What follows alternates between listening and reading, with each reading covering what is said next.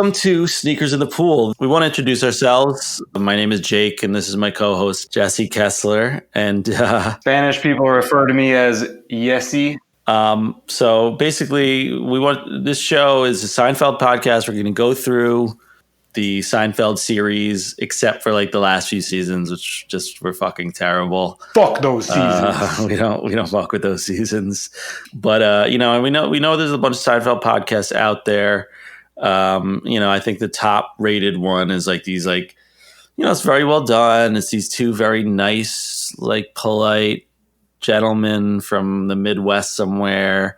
But this is a different kind of Seinfeld podcast. This is it's not nice. It's not polite. We're not polite at all.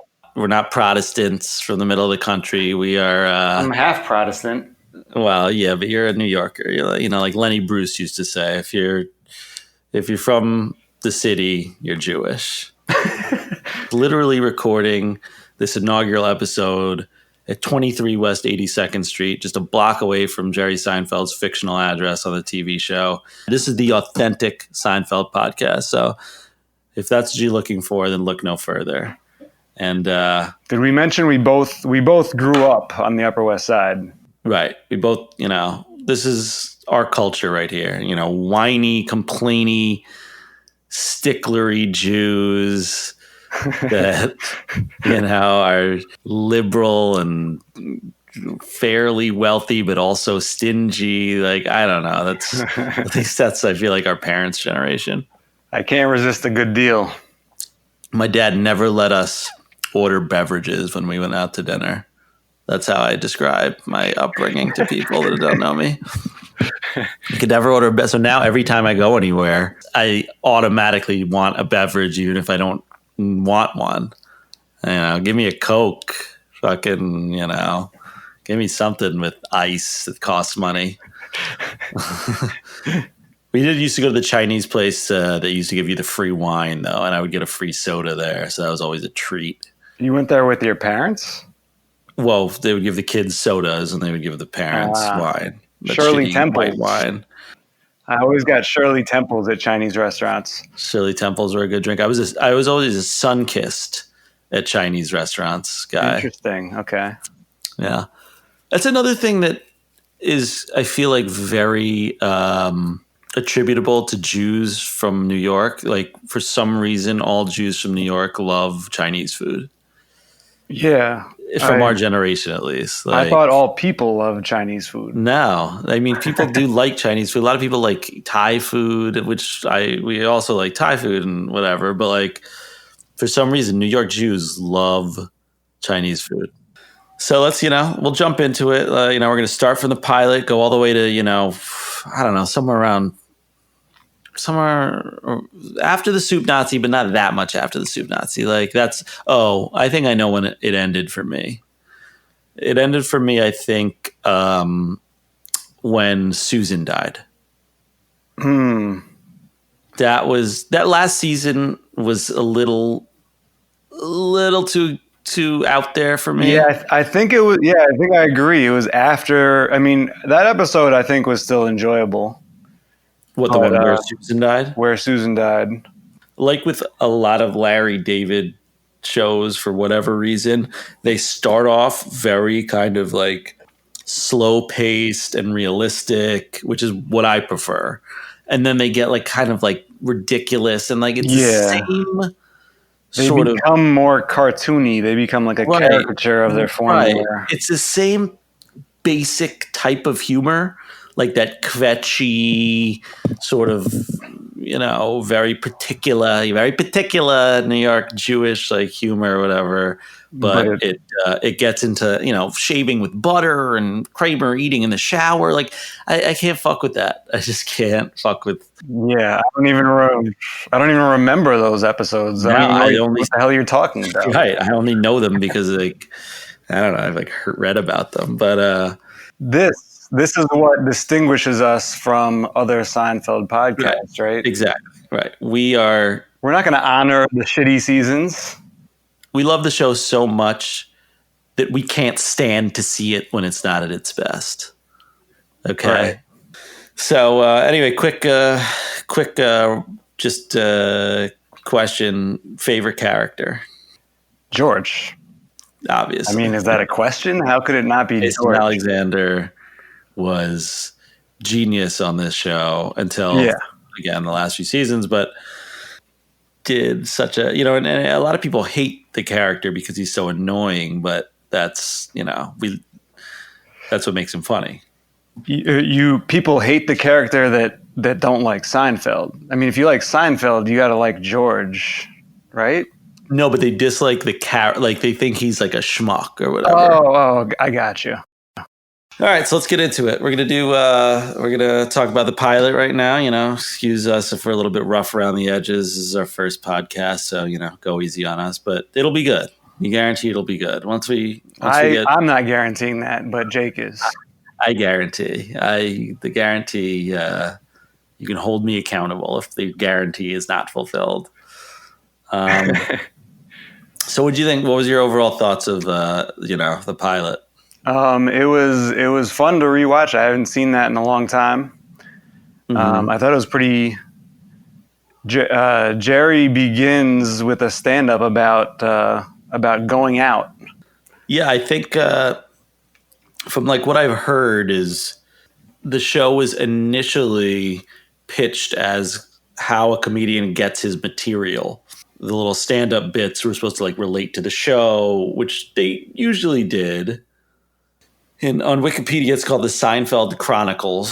So I think it might have been, beyond being a pilot, I think it might have been some sort of like test run of, maybe it was like I think it might have been even potentially going to be a mini series. I think that might have been something that had been in development. But the series opens with Jerry and George sitting at Pete's Luncheonette, which later would become Monk's, debating the placement of one of George's shirt buttons.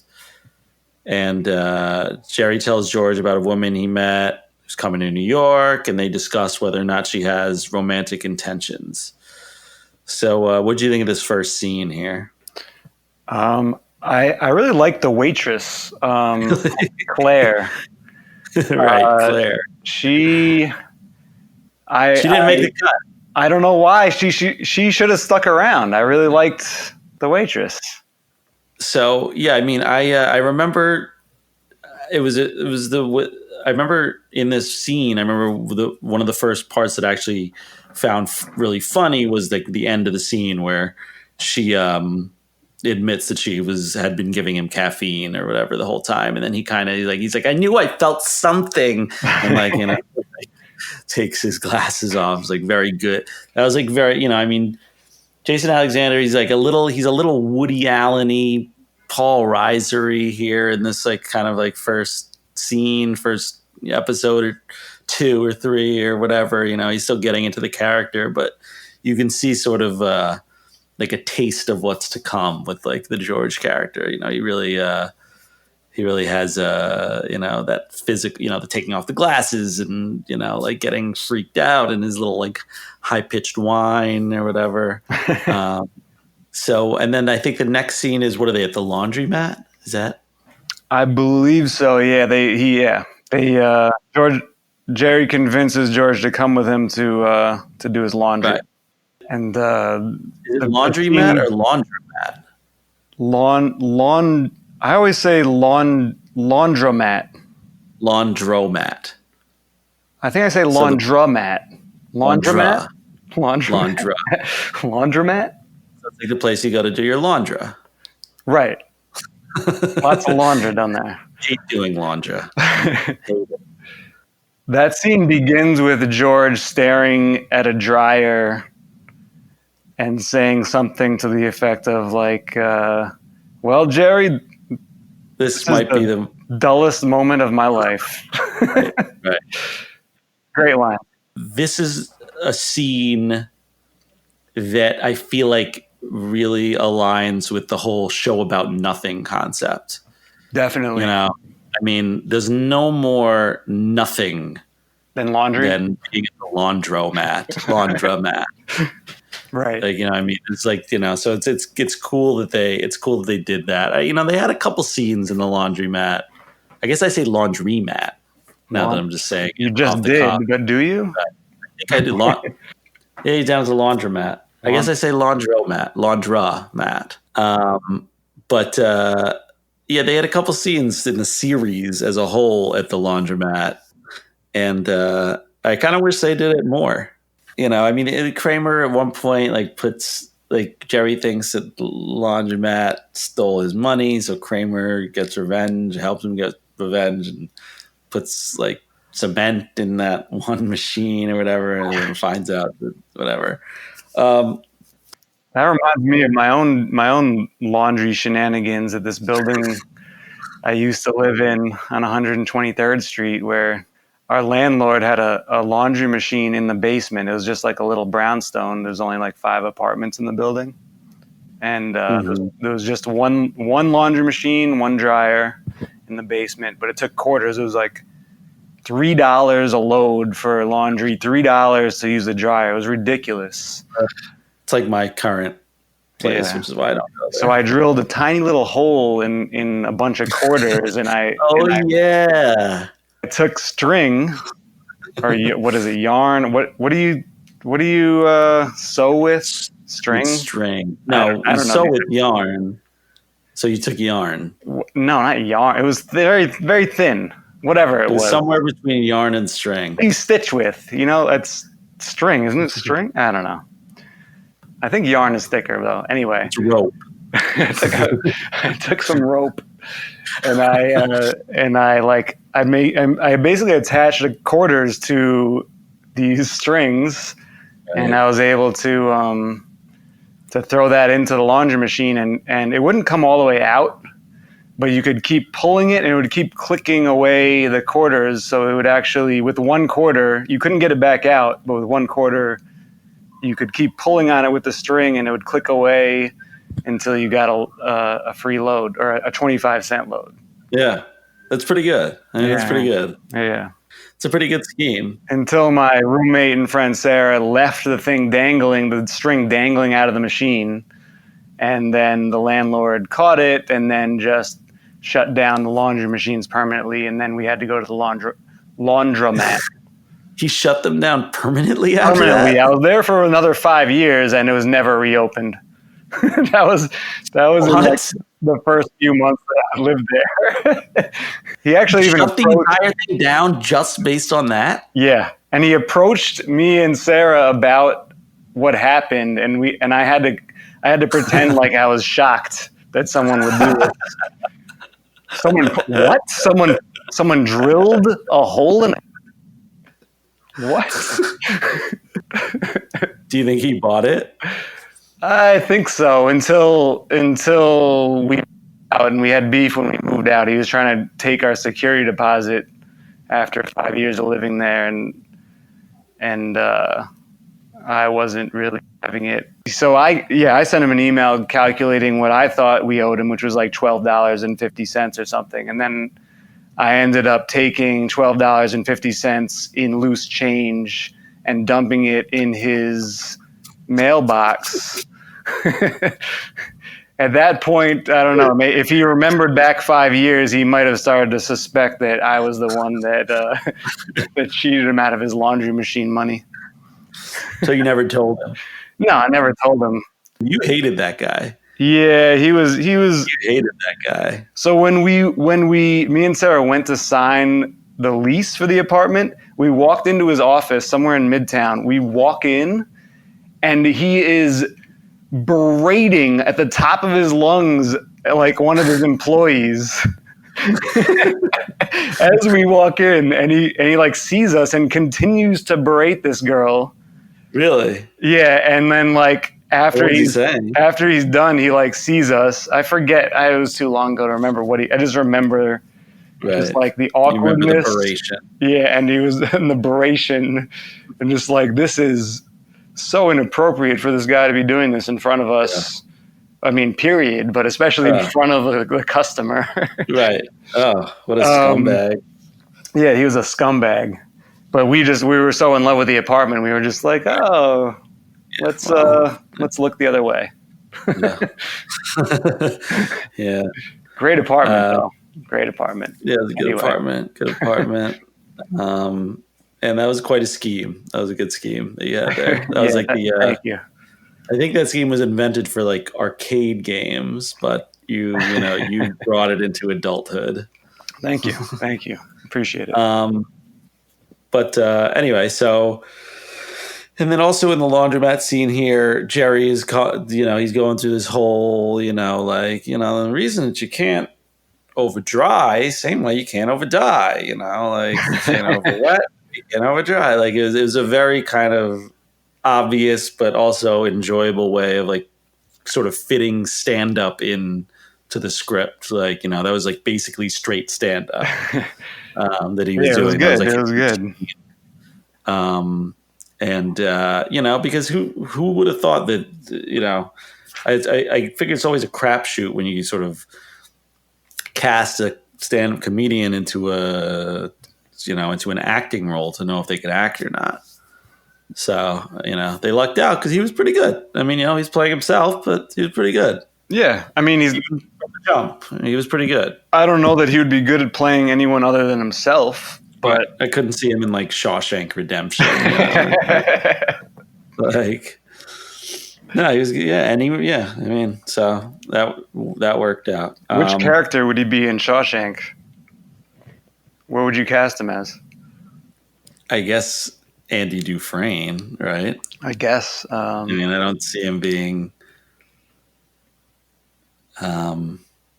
maybe the warden. The warden? No, certainly not the warden. No, not the warden. Maybe. Yeah, he would have to be Andy, I guess. But that Morgan Freeman? That would make George Morgan Freeman, and the whole thing would fall apart. So the next scene is at Jerry's apartment, his studio apartment. By the way, I don't know if you noticed that. I didn't notice that. Yeah, I actually did not notice that either, but the person I was watching it with did. Wait, so his bed was visible? Well, there's no bedroom to the back left. But he didn't have a bed there either. So where did he? Right, it was the pullout. It was the pullout. I'll tell you one thing though. Watching in standard definition these days is like, I felt like it was jarring. I might have been wrong about the studio thing, but there's no bedroom off to the left there. That I'm pretty sure of. Anyway, so we're in Jerry's apartment, and we are introduced to Kramer, aka Kessler, as he's known as in this episode. And the reason that he's known as Kessler is because they were worried that Kenny Kramer, who is the character that Cosmo Kramer was based on, who is Larry David's former neighbor in that building on 43rd Street and 10th Avenue, where all those like actors lived. Yeah. So he's telling Kessler that he thinks he misunderstood the situation with, this woman that he had, this sort of plot of the episode at this point starts to take shape, that it's about this woman, does, she is she maybe interested in Jerry romantically? Yeah. So that seems like a sure bet that she's, they're gonna bang. Seems like it. George keeps on talking about signals and is that kind of a thing. And then so he's telling Kramer, he's like, maybe I misunderstood because he hasn't heard from her. And then all of a sudden she calls him and asks if she can stay over at his apartment. And I mean, at that point, that to me is a sure thing. Yeah. Right. I mean, to meet someone once, then they call you. They say that they want to stay at your apartment. I think she said something like, "I couldn't find a decent hotel room." Yeah, there's the implication that they want to sleep with you, pretty clearly. Now George harps on this sort of detail of this sort of decent hotel room. He's like, "Decent hotel room? You know how many decent hotel rooms there are in New York?" Now, obviously, there are a lot of decent hotel rooms in New York, but was she cheap? Is that your read on the situation? Sort of in hindsight, is she just I don't know if she's cheap or Stingy. doesn't have money. I mean, New York hotel rooms are expensive. Right. Well, that's okay. Well, right. Either way, she's trying to. So she's trying to save money, or she just a little too lazy. I guess she's trying to save money, right? So yeah, that makes. So they're debating about it, and Jerry's back and forth, and then I think Kramer ruins the Mets game for Jerry. You know what I noticed? So Jerry puts on the Mets game, and he has it on for a good 20 seconds, and there's literally only the sound of the crowd and an organ being played in the background. There's no announcer. I've never heard a TV baseball game that didn't have announcers. That was odd. Yeah, it's an interesting detail. I wonder if they were just too lazy, or they could have recorded their own. I feel like in a later episode that would have been Larry David. Yeah, probably. Yeah, he liked to make a vocal cameo. But and then another interesting detail about Kessler, the Kessler character, is that he has a golden retriever, which is very random. And by the way, Kramer at first, to me, in this episode, he seems like he's doing a little bit of a Christopher Lloyd thing. Did you get that vibe at all? Is that because he was unshaven, or I don't? The way he was talking, the way he was carrying himself, it just felt like kind of Christopher Lloyd, maybe from Taxi or something. Yeah, so, and he also looks like him a little bit. Something about his jowls or something. I don't know. Yeah. Okay. So yeah, he has a golden retriever, which is a random detail because that's a shitty dog to have in a city apartment. I mean, yeah. Anyway, yeah. So for some reason he has a golden retriever, and he's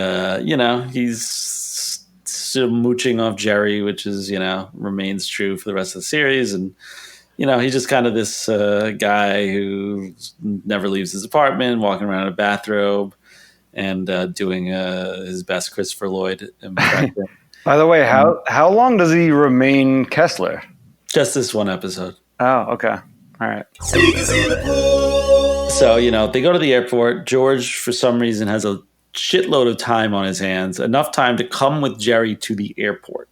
Yeah, is he unemployed at this point? No, he's employed. George is in real estate. He followed Jerry to laundromat, and then he takes Jerry to the airport to pick up this chick.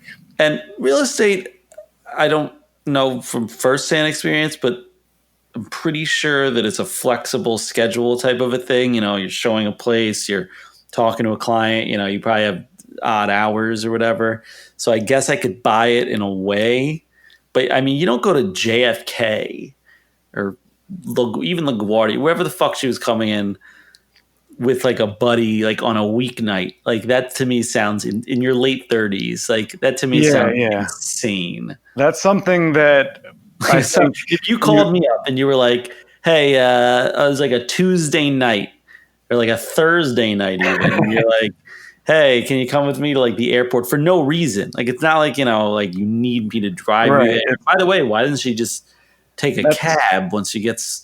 Literally only something that a 17-year-old who just got their license would be willing to do because they want to drive any opportunity they have. But it was also it was a different era.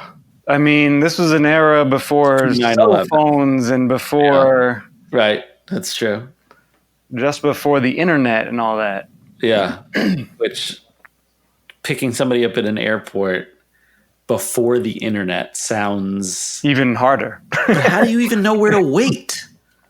When I go to the airport now, even for my own flight, I have to check my phone 73 times before I know what gate I'm at, 308 or 803 or whatever. So how the hell do you? I guess people would write things down, and they have a board where things. I don't know. There's a board where flights are departing and arriving. Anyway, so they get to the airport, and they're sort of Jerry and George are doing this funny little kind of a bit about trying to identify the body language or the hand signals that, how like it's Of the all going to be in greeting. Yeah. greeting. Yeah, Right. yeah. So This was hilarious. yeah, this was good. And this was very indicative of where the show is going to go in terms of like the subject matter. Like, these little sort of like like micro interactions, I guess, like, of like having these long periods of airtime dedicated to nothing, basically. Yeah, yeah. Like greeting. Little nuances of life that Right. no one gives Right. any attention to. Right. But which a lot of people turns out love. Because I think one of the concerns with the development team at NBC was they were concerned that the show was too Jewish. That was seriously concerned. They didn't think it was going to play well in like the Midwest and stuff. It was very Jewish, and it was very New York centric. Very New York Jewish. And somehow, I don't even understand it, but the rest of the country still loved it, even though they were making these references that they didn't even get. What do you attribute that to? I don't know. That's a great question. Because I got all the New York references Like growing up on the Upper West Side, but I don't, yeah. Like what references? Like, do you feel like other people would not have appreciated? I don't know. Nobody beats the Van Wyck. No one's ever beat. No, I don't know. There's a lot of New York references. I feel like throughout the show. Right, like the episode where they're on the subway or parking is a big topic. Like a parking space. Parking. I mean, they're still. I guess they are still just generically funny. Even if they're not applicable to your life, you can see how they're funny. Right, and it's interesting that it did work. I wonder if that's the reason some of the later seasons are actually considered more popular. Like when it got less, say, funny. Jewish, less funny, more like just like sitcom-y. Yeah, it was just like slapstick. Yeah, it was just like shitty sitcom, like at that point. Yeah. But the characters that people, get attached to mindlessly. It still it bothers me that one that the show that I loved so much became like I shuddered when I watched it.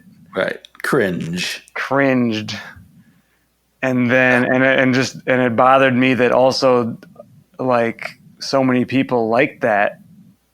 Right. Oh, that bothers me the most is that I live on a planet where other people like the last two seasons of Seinfeld. So yeah, we're gonna lose those people who are offending right now by telling that we have no respect for your sense of humor. Yeah. So they greet at the airport, and she gives him one of these like hand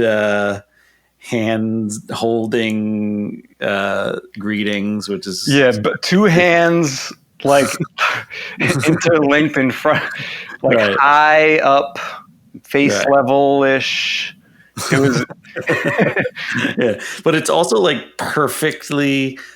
Like the perfect representation of an awkward hello. Yeah, no, it was great, and everything that they had just talked about did not apply to that greeting.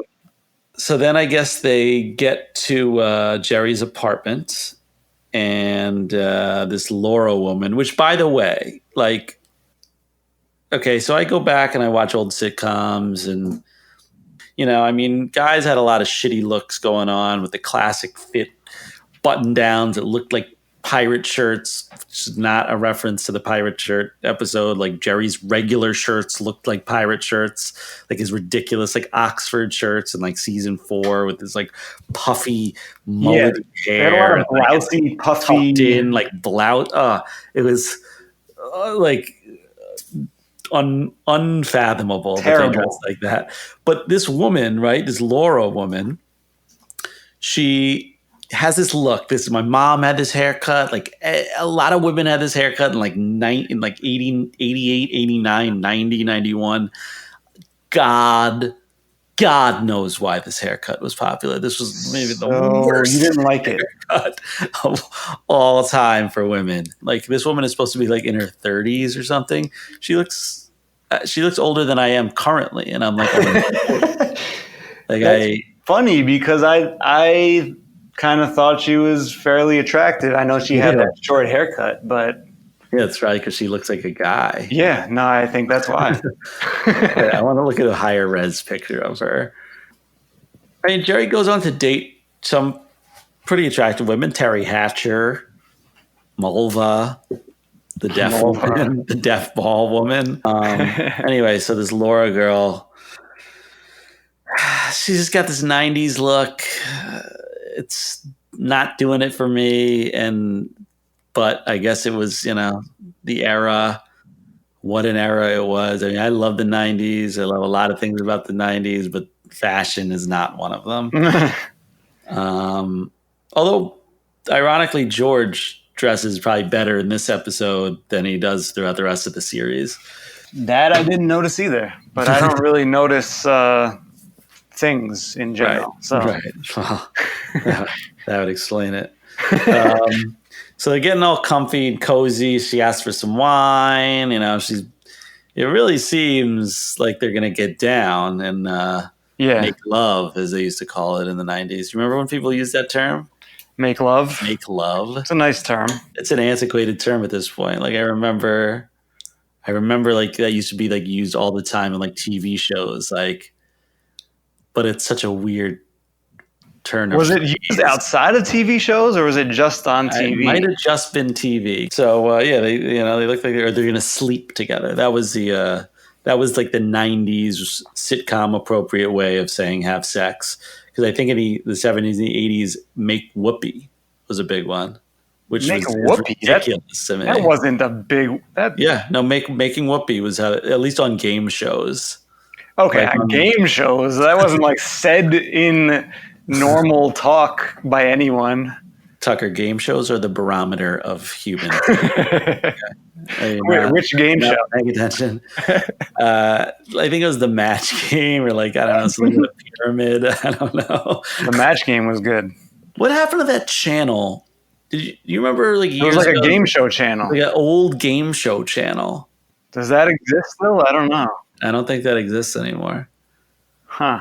There should be a word for, when you like realize you like have a moment where you realize something doesn't exist anymore, but like you realize you haven't seen it in years and you're just now realizing that it doesn't exist. So there's like one of those German words. It's so right. It should be like a French word, like accoutrement, or like a German word, like déjà vu. I feel like those words only exist in German. No, I think they're mostly French, like déjà vu. No, it's mostly German. I feel like the like very specific, insanely specific situation. Like, what word are you thinking of? I don't know. I just know they're German. Next episode, I'm going to come back with some German words. I think Sturmendram. I think that's one. See, that's German. So what's a French word? You said déjà vu. I feel like that's, I guess, I mean, déjà vu, I feel like is a word in every language. I mean, it's French, but I feel like it's now now English. It's an English phrase, whereas German has these phrases that are not anglicized. I don't know. Well, you got déjà vu. You've got je ne sais quoi. Je ne sais quoi. Accoutrement. Got that's anglicized to accoutrements. That's literally an English word. You got your croissant. Got your that's a like a proper whatever. It's a food. You got menage a trois. Sure. So there should be a word for that when you like just suddenly realize that for the first time that something hasn't existed for quite some time. So I bet it is a German word, so I'll come back with that next episode. So she's acting a little bit amorous. She's getting down. She's drinking the Beaujolais or whatever the fuck wine people used to drink in the 90s because like people like didn't ever like talk about like wine or food in the 90s. Like it wasn't. I was like pesto was like the fanciest it got. But yeah, food has come a long way. Yeah, right. Like, I mean, where was all this shit 20 years ago? Like, like nowadays, when you say someone, oh, what'd you have for brunch? And like, oh, I had, this like, lobster Benedict with, sunchokes and fucking mesclun salad or whatever. Like back in the 90s, I feel like when you used to say to somebody, what'd you have? They would be like food. Be like, I ate food. Jerry's about to get down. He's like about to, he's just like about to think he's got it sewn up, and boom, the phone rings. Which is again like a weird thing of like back in the day when people had like house phones. Someone would call you and like ask for someone else. It was like at your house. It was like a weird thing, but she gets a phone call, and who is it? Her fiance. Yeah. Never get engaged is what she says. And by this time, he's already agreed to go on a 5-hour boat tour with her. Right. Which is, just kind of the epitome of a terrible afternoon if you like live in New York and you're not like a tourist. Like you're going to go on like a 5-hour boat ride, like committing to something like that. Like I'm getting tired just thinking about that, and like there's no way I'm going on a boat ride tomorrow. But that's just. I mean, to me, it sounds actually lovely. Like I kind of think 5 hours. 5 hours is a long time. Yeah, 5 hours. There's got to be a lot of alcohol and probably harder drugs. I mean, yeah. Well, if you have that, if it's like a party boat, you're like but then it gets kind of like. There's like a sweet spot in terms of hours there, because like, if you have like your drinks and your drugs and all that, like, you can go a while, but then you don't want it to turn into a sleepover thing. You don't want to like sleep on a boat because then. Right. 5 hours is 3 hours. 5 hours is too much. You're right. 3 to 5. Option of taking a lifeboat back to shore. So she says never get engaged. We realize that the signals have been, mixed the whole time, clearly misinterpreted by George. And well, I mean, she clearly led him on, got him to let her stay over for 2 nights, go on a boat ride, and then she knows what she's doing. Yeah, I guess so. I mean, this is why I'm gay. Not putting up with that. But and then there you have it. That's the episode, I guess, right? Does that cover it? That's pretty much it. Well, there's doesn't George come in at some point there?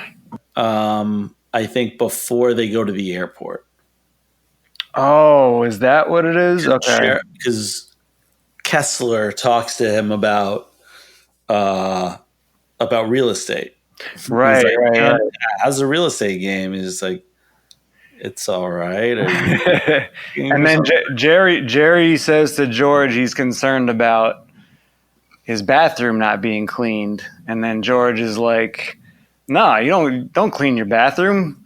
Why would you clean your bathroom? Like, rock stars don't clean their bathrooms. Yeah. And then he makes a reference to, he's like, in these situations, you need to do the opposite of your instincts. Right.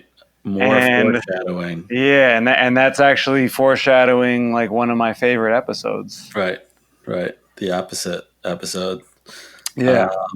It's a good which catch. He does actually. Jerry asked him whether he does this, and he's like, "No, I can't. I can't follow the opposite of my instinct." Yeah. So so there you have it. I mean, the very beginning of the Seinfeld Chronicles, titled "The Seinfeld Chronicles." Another little Easter egg is that the very first conversation they have in the show about the placement of the button. The second button on the shirt, too high, it's too low, too high, looks like you live with your mother. That is the very last conversation that they have in the series finale of the show when they're sitting in jail in a ridiculous situation in a terribly written, ridiculous situation that, like, Yeah, that's find something themselves that I in. didn't really remember because that last episode was terrible. Terrible. I mean, yeah, if you thought the last few seasons were bad, the last episode was horrendous. But I remember Right.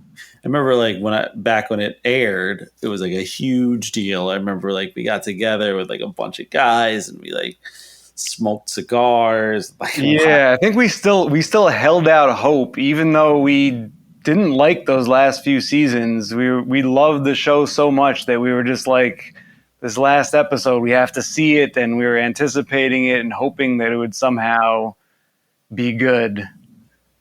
But yeah, it right. wasn't at all. And because there were rumors that Larry David was coming back for the last episode to write it, and actually, I went to the Soup Nazi on the day of the airing of the last episode. It wasn't the first time I'd been to the Soup Nazi. It wasn't the last time I'd been to the Soup Nazi, but I went to the original Soup Nazi with like a bunch of guys from high school, Mikey and AT and what have you.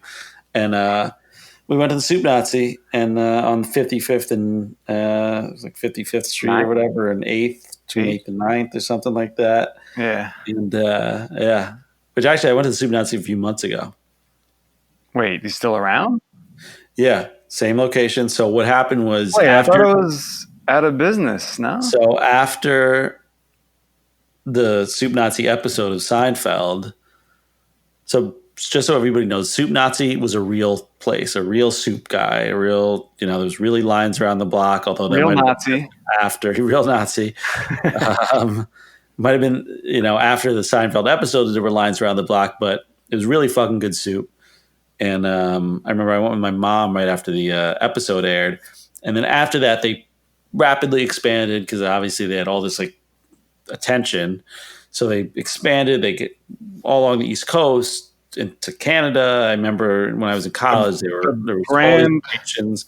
The Soup Man, was that what it's called? Right, the original Soup Man is what they were called, and they had products in grocery stores and all this stuff. And then they Can't imagine why they didn't want to go with Soup Nazi. Yeah, go figure. But they did not succeed, and they closed all their locations very soon after opening them. But then the original guy, not the original guy, the original location, it's run by random people now, is still there, and it's still pretty good. I don't know if it's as good.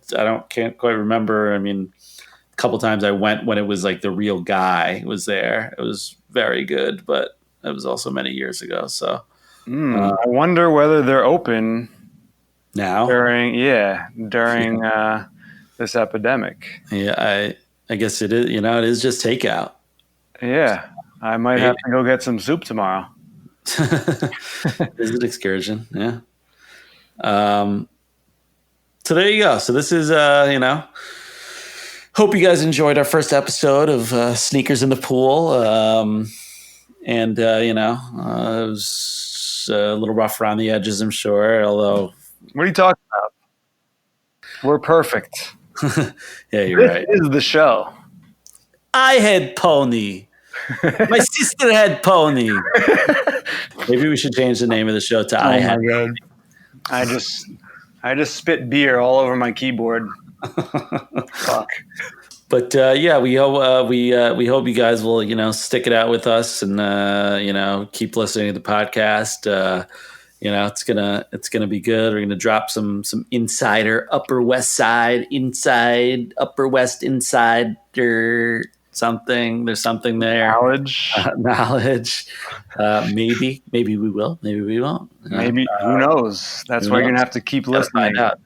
And next episode is an oft quoted episode for us. The Stakeout. Which is when Jerry stakes out the young lady that he meets at a bar for one of Elaine's friends' birthday parties at her office, Simon, Bennett, Oppenheim, and Taft. And that's the birth of Art Vandelay and Bert Harbinson and engineers building railroads and whatnot. Architects building railroads and whatnot. But anything else? Anything else you want to add in there, Tucker? I got nothing. Okay. Got nothing. All right. Well, I got to finish off the. I got to just finish off the theme song. We got to do a logo. Although we can always just update that. We can upload it and then update it later. But we let's need try to do this. a logo. We have to have a logo. A logo. We have to have a logo. He's gonna do it central now. What he did in Riverside. So that's your cousin. Printed and upload the printed logo to iTunes. I'm getting hungry just thinking about it. Somewhere around here that's open during this coronavirus. Oy. They should call it pastrami virus because I can't get any pastrami that's decent at a decent hour anymore. No commissions, no pastrami. Yeah. Tell me about it. Ever since Artie's closed. Don't get me started. Artie's shuttered its doors literally like the day I moved back to the Upper West. A fucking tragedy. Well, that's why you're moving to Brooklyn. That's why I'm moving to Brooklyn, yeah. But I'm glad at least the first few episodes of this finely crafted piece of audio art have been recorded at the Upper West Side location, the mothership. I can't wait to see if we can even convince our family members to listen to this. We'll get listeners. We'll get some listeners. We'll get some oddballs, some serial killers, some. We'll get some people. I think. I have faith. All right. I have faith in Latvian Orthodox. My faith rests in Jewish humor. Yeah, I mean, many great comics of the Jewish faith, the faith. Yeah, that's actually a little known fact. Every comedian that you know is Jewish. Pretty much. Yeah. Even Eddie Murphy. Yep. Jewish. His mother. Yep. Mel Brooks. Little known Jew, Mel Brooks. Yep. Mel. There's an interesting name, Mel. Mel? Is his full name Melvin? Is it Melvin Brooks? I don't know. I wonder. We're going to have to Google that one. Brooks. I am Googling it. Let's see. Melvin with a Y. I don't even know where the Y goes. Where's the Y? After the V? It's at the beginning. It's at the beginning? Oh, it's where. Okay, I got it. It's like Yvonne. Melvin Kaminsky. This is a given name. And congratulations to him on still being alive, by the way. Thank fucking God that Mel Brooks is still alive. I didn't know he was alive. You just enlightened me. How old? 93. 93. 93. God bless him. He'll be dead next week from COVID. No, he's gonna be around for a while. Mel Brooks is keeping my hope alive. All right. Well, guess that's it. We will see you guys next week. And what's a good way to end the show? Is there some Seinfeld-ish reference we can make to end this? I don't have anything. I got nothing. I got nothing. By the way, sneakers in the world, standing up for the best of you.